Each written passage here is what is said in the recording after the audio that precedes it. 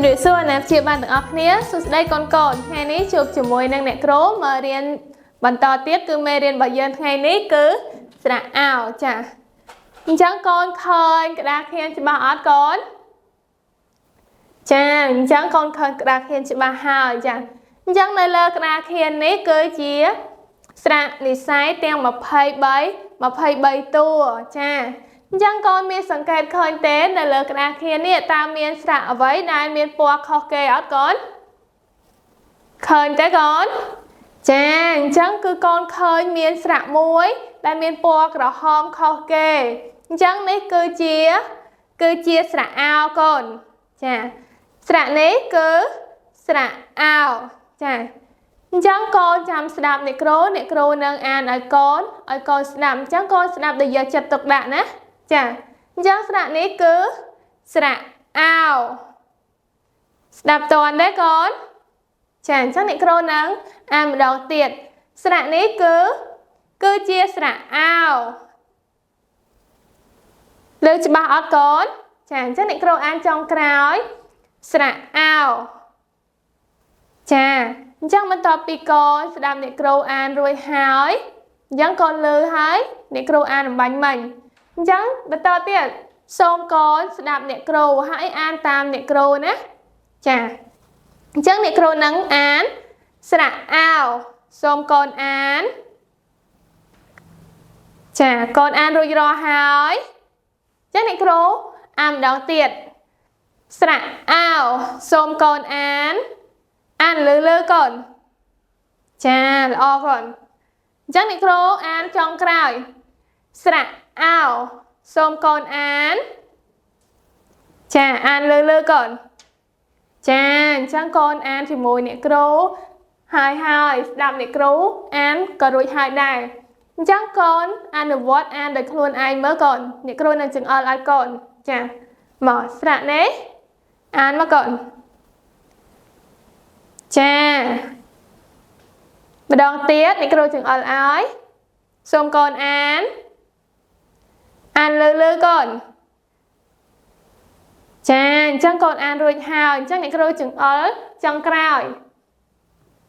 សូមកូនអានចាអញ្ចឹងកូនអានបានត្រឹមត្រូវហើយចាអញ្ចឹងអំបញ្ញមិញកូនបានស្ដាប់អ្នកគ្រូអាននិងអានជាមួយអ្នកគ្រូហើយកូនក៏បានអានដោយខ្លួនឯងរួចរាល់ហើយអញ្ចឹងនៅផ្ទះកូនអាចអនុវត្តឬមួយក៏អានដោយខ្លួនឯងបន្ថែមទៀតនៅផ្ទះបានណាចាអញ្ចឹងអំបញ្ញមិញកូនបានស្ដាប់អ្នកគ្រូអានកូនបានស្គាល់សំឡេងស្រៈអោរូបរាងរបស់ស្រៈអោហើយក៏ដូចជាកូនបានវឹកហាត់អានដោយខ្លួនឯងអំពីស្រៈអោហើយអញ្ចឹងមកមើលលំហាត់បន្តទៀតកូនអញ្ចឹងនេះគឺជាលំហាត់ចាអញ្ចឹងកូនឃើញក្តារខៀនច្បាស់អត់កូនចាអញ្ចឹងនៅលើក្តារខៀននេះគឺជាលំហាត់អញ្ចឹងលំហាត់នេះអ្នកគ្រូនឹងឲ្យកូនគូសវងនៅលើស្រៈអោចាអញ្ចឹងកូនអានមើលស្រៈនេះស្រៈអ្វីកូនចាគឺស្រៈអោអញ្ចឹងអ្នកគ្រូឲ្យកូនគូសរង្វង់លើស្រៈអោចា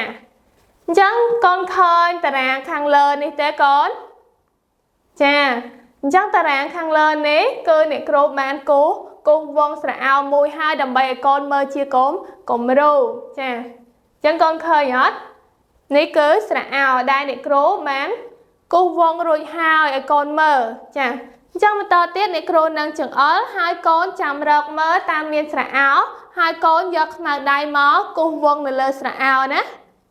ចាអញ្ចឹងកូនបានយកខ្មៅដៃមកនៅកូន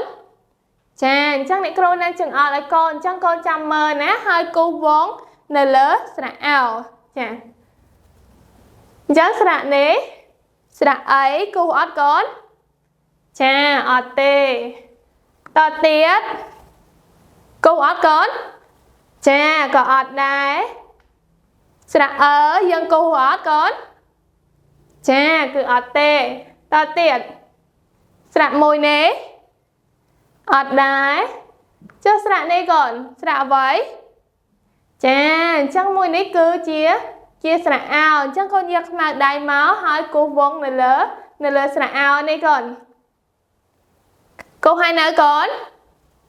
Chà,ល្អណាស់អញ្ចឹងអ្នកគ្រូនឹងចង្អុលបន្តទៀតកូនចាំមើលណាយើងគូអត់ចាអត់ទេស្រៈអាគូវងអត់កូនចាក៏អត់ដែរចុងក្រោយនេះអត់ទេចាអញ្ចឹងអ្នកគ្រូនឹងចង្អុលបន្តទៀតមួយនេះក៏អត់ដែរស្រៈអេក៏យើងអត់គូដែរស្រៈអាគូអត់កូនចាគឺអត់ទេតទៀតអត់ទេចុះស្រៈមួយនេះកូនចាអញ្ចឹងស្រៈមួយនេះគឺជាស្រៈអោអញ្ចឹងកូនយកខ្មៅដៃមកគូសវងនៅលើស្រៈអោមកកូនចាកូនគូសរួចរាល់នៅចាល្អណាស់កូនអញ្ចឹងតទៀតគូអត់កូនចាគឺអត់ទេមួយនេះក៏អត់ដែរស្រៈអមអត់ទេស្រៈអាមក៏អត់ដែរចុះចុងក្រោយនៃស្រៈអ្វីកូនចាអញ្ចឹងគឺជាស្រៈអោអញ្ចឹងកូនយកខ្មៅដៃមកកូនគូសវងនៅលើស្រៈអោនេះចាកូនគូសវងហើយនៅកូនចាល្អណាស់កូនអញ្ចឹងមើលតទៀតអ្នកគ្រូនឹងចង្អុលឲ្យកូនតទៀតចាស្រៈនេះចាអញ្ចឹងស្រៈនេះគឺស្រៈអោអញ្ចឹងកូនយកខ្មៅដៃមកហើយបន្តមកគូសវងនៅលើស្រៈអោនេះចាអញ្ចឹងកូនគូសវងហើយអ្នកគ្រូចង្អុលតទៀតណាគូអត់កូនចាអត់ទេស្រៈចុងក្រោយនេះក៏អត់គូសដែរចាអញ្ចឹងកូនបានគូសវងស្រៈអោនៅក្នុងតារាងទី1ហើយចាអញ្ចឹងកូនមើលតារាងទី2បន្តទៀតអញ្ចឹងអ្នកគ្រូនឹងចង្អុលឲ្យកូនដែរកូនចាំយកខ្មៅដៃមកគូសវងនៅលើស្រៈអោណាចាអញ្ចឹងអ្នកគ្រូនឹងចាប់ផ្ដើមចង្អុលអញ្ចឹងកូនមើលដែលយកចិត្តទុកដាក់ណាចាមួយនេះស្អាអ្វីកូនចាអញ្ចឹងគឺជាស្រៈអោអញ្ចឹងកូនយកខ្មៅដៃមកគូសវងនៅលើស្រៈអោនេះតទៀតគូអត់កូនចាអត់ទេមួយនេះក៏អត់ដែរស្រៈអឺក៏អត់គូសដែរស្រៈអាក៏អត់គូសដែរស្រៈអក៏អត់គូសដែរស្រៈអូក៏យើងអត់គូសដែរចាមួយនេះអត់ទេជាមួយនេះវិញកូនស្រៈអ្វីចាអញ្ចឹងគឺជាស្រៈអោដែលយើងត្រូវគូសវងចាអញ្ចឹងកូនយកខ្មៅដៃមកគូសវងនៅលើស្រៈអោនេះកូនចាអញ្ចឹងកូនគូសហើយនៅកូនចាល្អណាស់កូនអញ្ចឹងមើលបន្តទៀតចុងក្រោយនេះយើងគូសអត់ចាគឺអត់ទេចាអញ្ចឹងអ្នកគ្រូនឹងចង្អុលបន្តទៀតស្រៈអៀយើងគូសអត់កូនចាអត់ទេស្រៈអេក៏អត់ដែរស្រៈអានេះក៏អត់ដែរមួយនេះក៏អត់ដែរស្រៈអាអត់ទេស្រៈអៅក៏យើងអត់គូដែរមួយនេះកូនគូអត់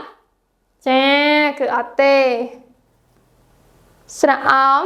ក៏អត់ដែរស្រៈអាំគូអត់កូនចាគឺអត់គូទេយើងគូរកតែស្រៈអោទេចុះចុងក្រោយនេះចាអញ្ចឹងចុងក្រោយនេះគឺជាស្រៈអោដែលយើងត្រូវគូសវងលើណាចាអញ្ចឹងកូនយកខ្មៅដៃមកហើយគូសវងនៅលើស្រៈអោនេះចាអញ្ចឹងកូនគូសហើយនៅកូនចាល្អណាស់កូនអញ្ចឹងចាំមើលតទៀតអ្នកគ្រូនឹងចង្អុលឲ្យកូនតទៀតណាស្រៈអោះគូអត់កូនចាអត់គូទេមួយនេះក៏អត់ដែរចុះមើលចុងក្រោយនេះកូនចាចុងក្រោយនេះគឺជាស្រៈអោដែលយើងត្រូវយកខ្មៅដៃហ្នឹងមកគូសវងលើចាអញ្ចឹងកូនយកខ្មៅដៃមកហើយគូសវងនៅលើស្រៈអោនេះចាគូសហើយនៅកូនចាល្អណាស់កូនចាអញ្ចឹងលំហាត់ដែលមានពីរតារាងនេះកូនបានគូសវងស្រៈអោរួចរាល់អស់ហើយចា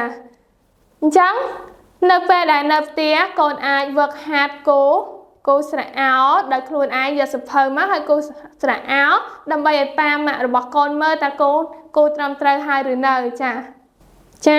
អញ្ចឹងអំបញ្ញមិញកូនបានធ្វើលំហាត់ជាមួយអ្នកគ្រូបានមួយហើយចាអញ្ចឹងលំហាត់មុនគឺអ្នកគ្រូឲ្យកូនគូសវងនៅលើស្រៈអោអញ្ចឹងកូនមើលស្រៈលំហាត់បន្តទៀតចាអញ្ចឹងលំហាត់បន្តទៀតនៅលើក្តារខៀនកូនឃើញក្តារខៀនច្បាស់អត់កូនចាអញ្ចឹងកូនឃើញលំហាត់នៅលើក្តារខៀននេះហើយចាអញ្ចឹងលំហាត់បន្តទៀតនេះគឺអ្នកគ្រូឲ្យកូនកូសក្រេស្រៈអោចាអញ្ចឹងស្រៈនេះគឺជាស្រៈអោចាស្រៈអោកូនអានមើលកូនចាល្អកូនចាអញ្ចឹងលំហាត់នេះអ្នកគ្រូនឹងឲ្យកូនកូសក្រេស្រៈអោនឹងចាអញ្ចឹងកូនមើលនៅក្នុងតារាងទី1ចាអញ្ចឹងតារាងទី1នេះអ្នកគ្រូបានកូសក្រេនៅលើស្រៈអោមួយហើយដើម្បីឲ្យកូនមើលជាគំរូចាអញ្ចឹងកូនមើលហើយកូននឹងកូសក្រេនៅតារាងបន្តទៀតអញ្ចឹងអ្នកគ្រូនឹងចង្អុលឲ្យកូនហើយកូនចាំមើលតើត្រង់ណាមានស្រៈអោអញ្ចឹងកូនយកស្មៅដៃមកហើយកូសក្រេនៅលើស្រៈអោហ្នឹងចាអញ្ចឹងកូនចាំមើលអ្នកគ្រូចង្អុលឲ្យកូនមើលណាចាអញ្ចឹងសូមកូនមើលដែលយកចិត្តទុកដាក់ហើយយកខ្មៅដៃមកត្រៀមកូសក្រេណាចាអញ្ចឹងមើលតារាងទី2នេះចាអញ្ចឹងអ្នកគ្រូនឹងចង្អុលឲ្យហើយចាមួយនេះស្រៈអោអត់កូនចាអញ្ចឹងអត់ទេអញ្ចឹងយើងអត់គូសទេណាស្រៈអាយគូសអត់កូនចាក៏អត់ដែរជើងមួយនេះវិញកូនចាអញ្ចឹងនេះគឺជាស្រៈអោចាអញ្ចឹងកូនយកខ្មៅដៃមកកូនកូនយកខ្មៅដៃមកហើយគូសនៅលើប្រអប់នេះចាអញ្ចឹងនេះគឺជាស្រៈអោហើយចាកូនគូសហើយនៅកូនចាល្អណាស់កូនអញ្ចឹងមើលតទៀតស្រៈអោយើងគូសអត់កូនចាគឺអត់គូសទេចុងក្រោយស្រៈអោគូសអត់ចាក៏អត់គូសដែរចាអញ្ចឹងនៅក្នុងតារាងនេះកូនបានគូសហើយអំបញ្ញមិញស្រៈអោនៅទីនេះចាអញ្ចឹងមើលតារាងបន្តទៀតអ្នកគ្រូនឹងចង្អុលឲ្យកូនហើយកូនចាំមើលណាចាស្រៈមួយនេះគូសអត់កូនចាអត់ទេស្រៈអើក៏យើងអត់គូសដែរស្រៈអេគូសអត់កូនចាអត់ទេ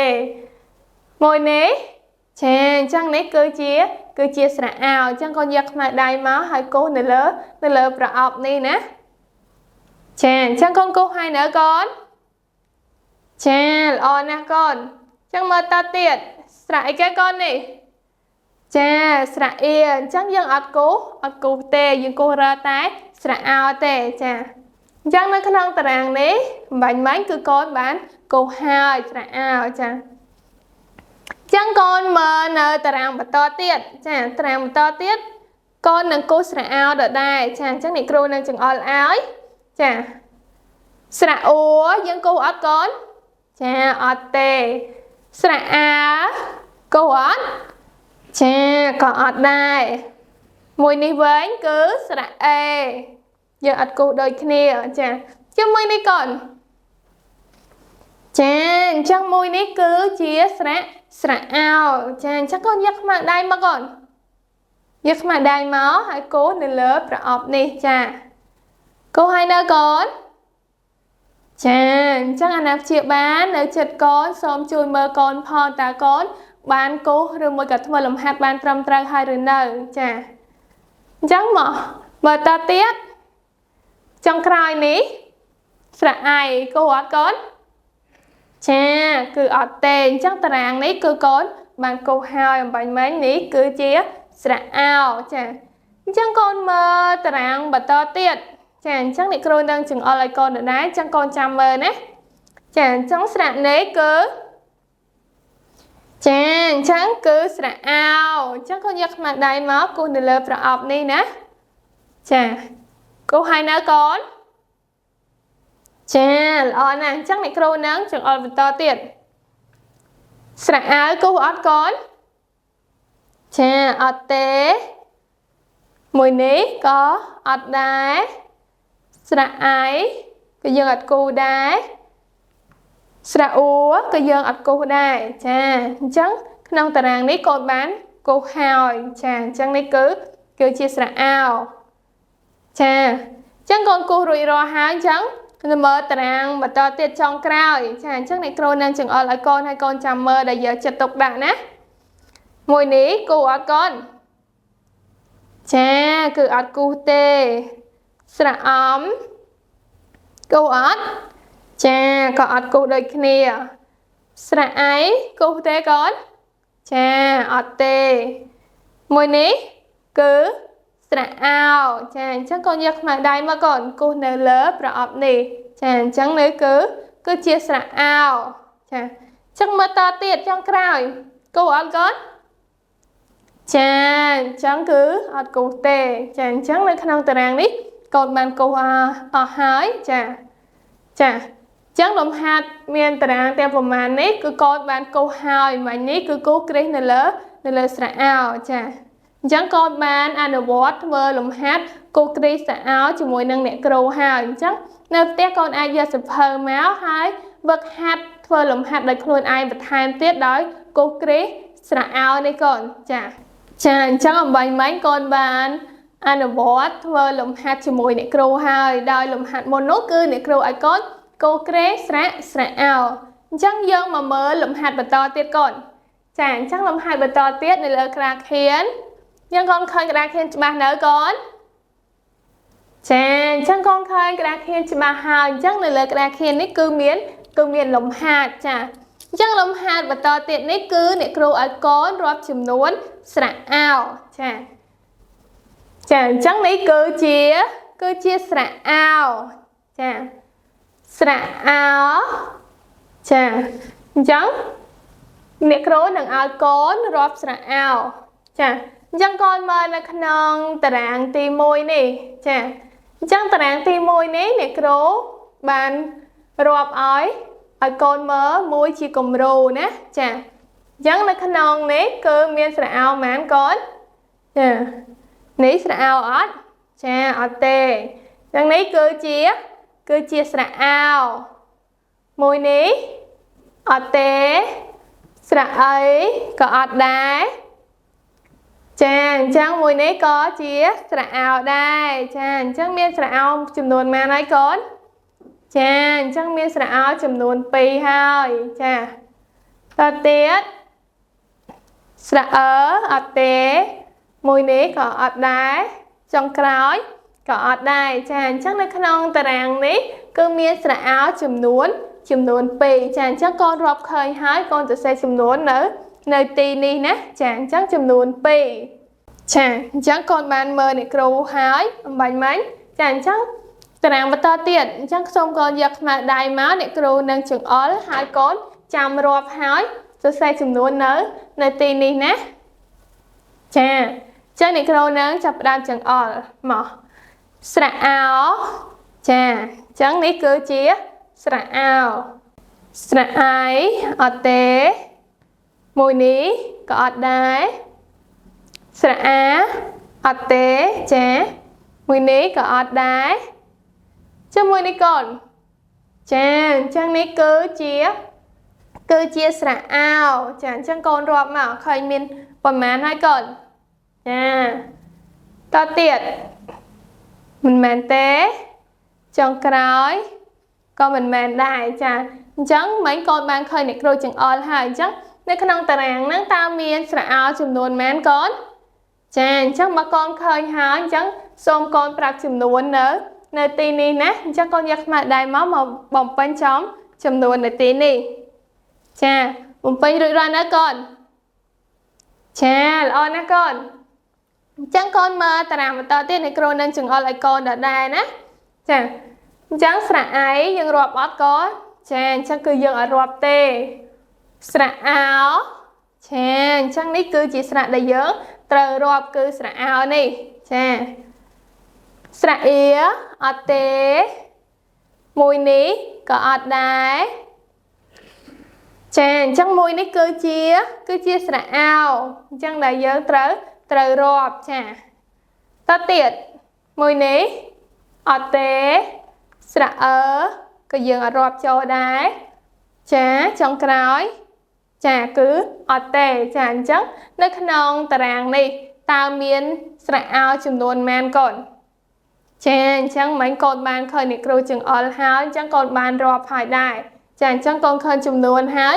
សូមកូនមកបំពេញនៅទីនេះណាចាអញ្ចឹងបំពេញចំនួនដែលកូនរាប់ឃើញហ្នឹង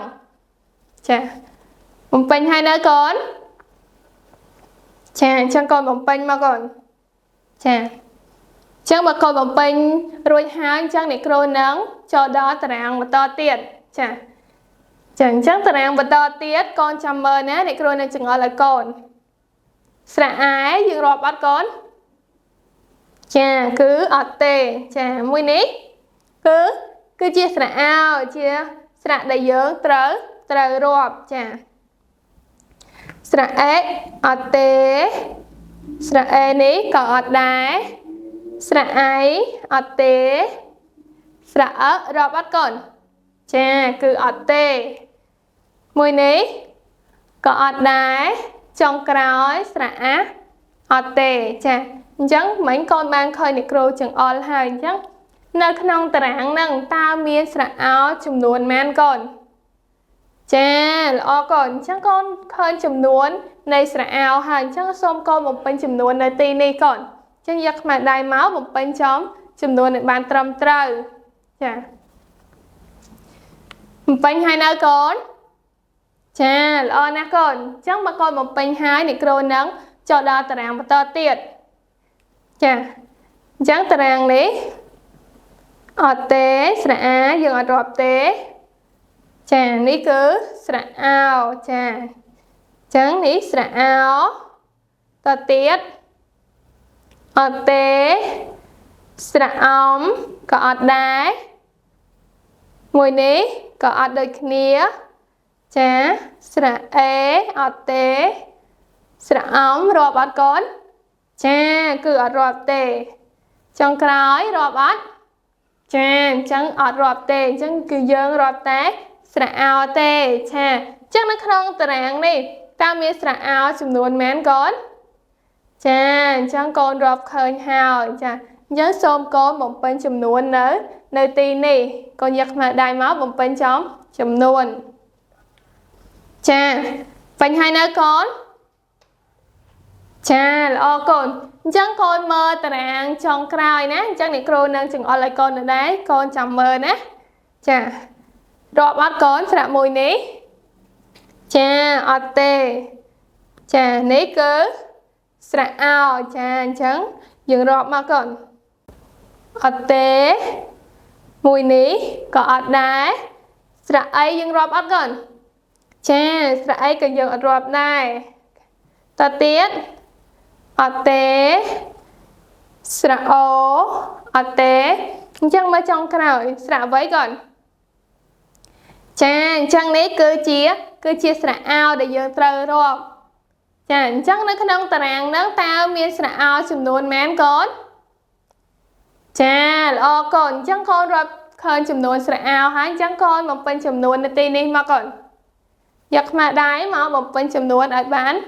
នត្រឹមត្រូវណាចាបំពេញហើយនៅកូនចាល្អណាស់អញ្ចឹងបើកូនបំពេញហើយអញ្ចឹងលំហាត់របស់យើងគឺមានតែត្រឹមហ្នឹងទេលំហាត់រាប់ចំនួនស្រៈអោនេះចាអញ្ចឹងកូនបានវឹកហាត់ធ្វើជាមួយអ្នកគ្រូហើយអញ្ចឹងនៅផ្ទះកូនអាចយកសៀវភៅមកហើយវឹកហាត់ធ្វើលំហាត់ដោយខ្លួនឯងបន្ថែមទៀតបានណាចា